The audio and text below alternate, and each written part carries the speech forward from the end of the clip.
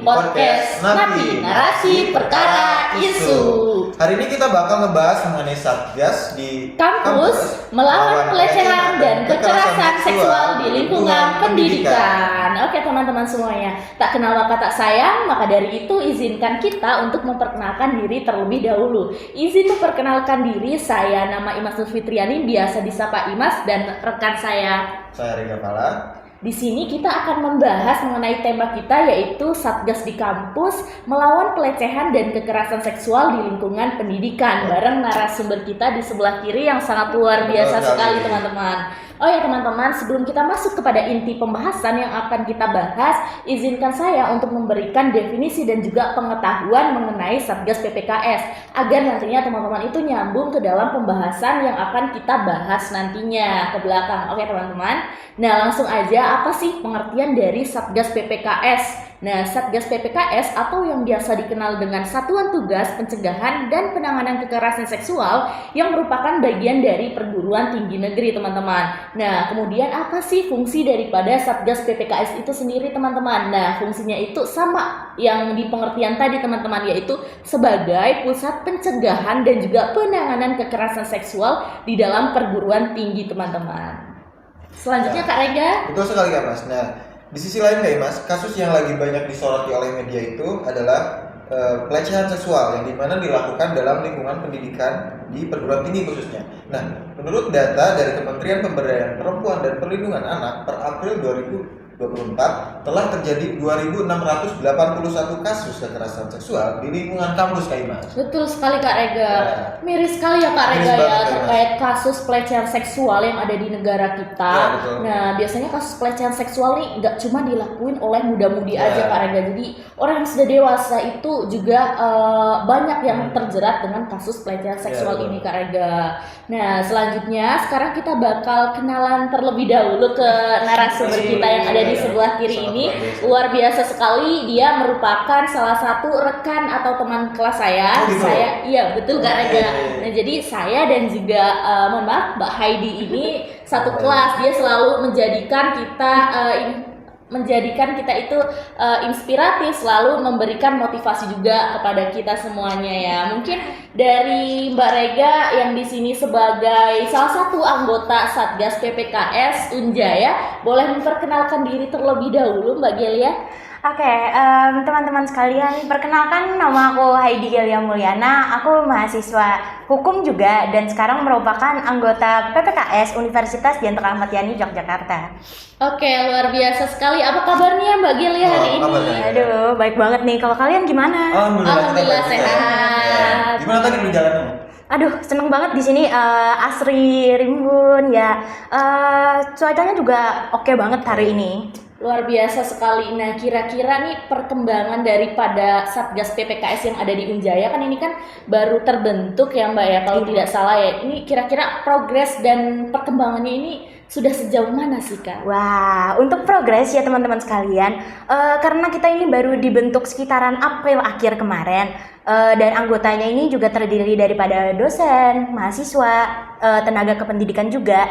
Jadi otomatis kita memerlukan adaptasi untuk mengenal lebih lagi dan menentukan bagaimana cara kerja kita biar semakin maksimal. Tetapi udah ada beberapa pembahasan nih berkaitan dengan PPKS itu akan ditaruh di mana sih gitu, akan penyebaran pencegahannya tuh akan dilaksanakan di mana gitu.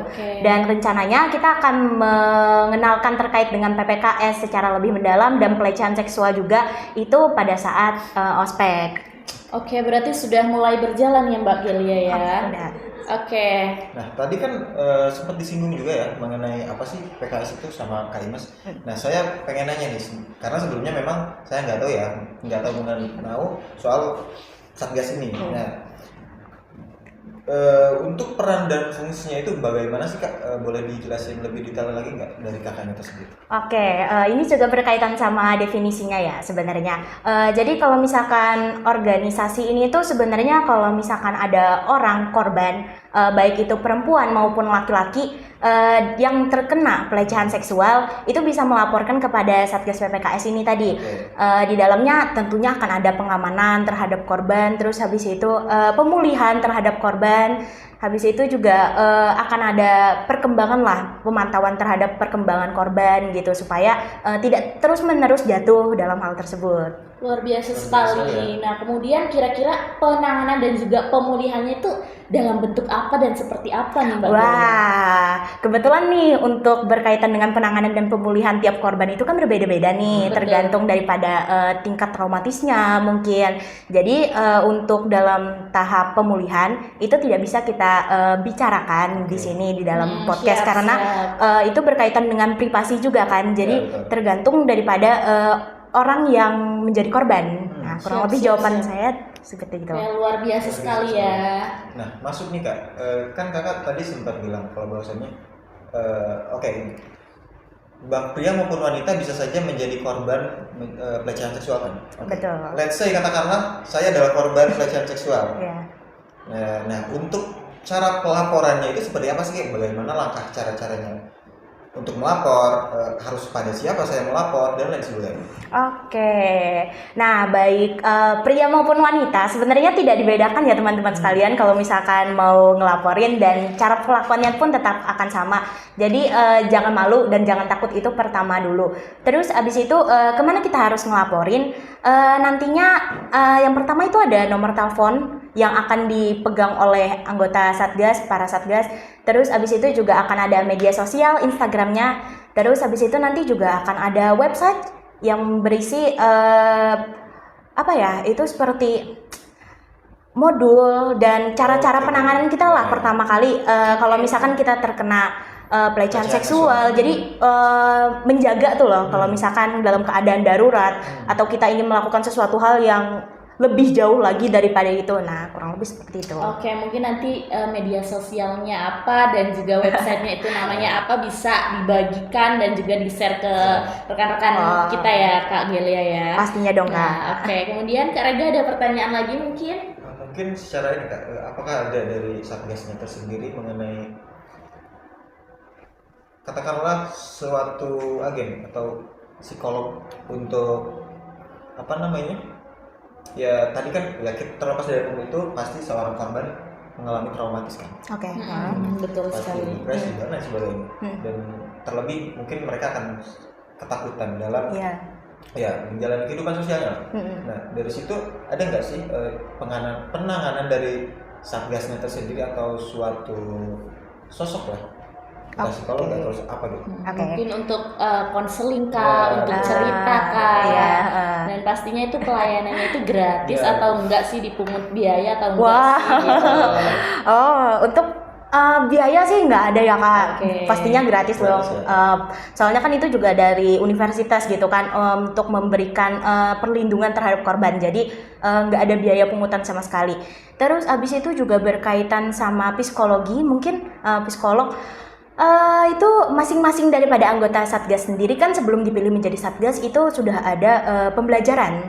Jadi kita dipersiapkan dulu nih dari segi materi. Jadi kita harus mengetahui dulu nih seperti apa penanganan yang akan dilakukan terhadap korban. Selain itu juga kita harus memahami psikologis daripada korban sendiri. Jadi kalau misalkan ditanya psikologi satu orang tertentu gitu, itu memang sebenarnya nggak ada. Tetapi masing-masing daripada anggota Satgas sendiri pun itu sudah memiliki kemampuan tersebut. Jadi kepada siapapun nanti misalkan korban melapor gitu dan siapapun yang dapat itu pastinya udah dibekali dengan pengetahuan itu.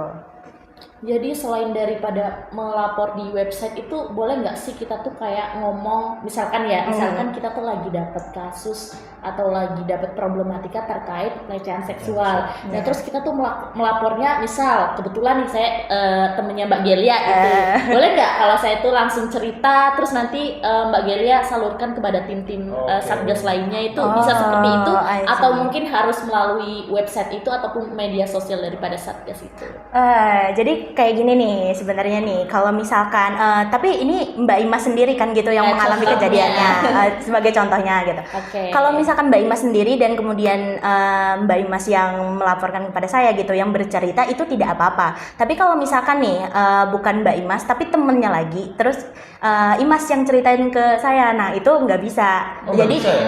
iya, kalau misalkan ada perantaranya gitu nggak bisa. Jadi harus orang yang bersangkutan sendiri, karena pada dasarnya korban itu tuh sebenarnya ada rasa malu kan pastikan untuk mengungkapkan cerita tersebut. Jadi tidak boleh diwakilkan oleh teman. Jadi kalau misalkan dia punya teman yang langsung Satgas PPKS ya nggak apa-apa. Tapi Oke. asal tidak berpakai perantara. Oh, jadi harus secara langsung oleh korban ataupun pelaku itu gitu. Iya. Oke.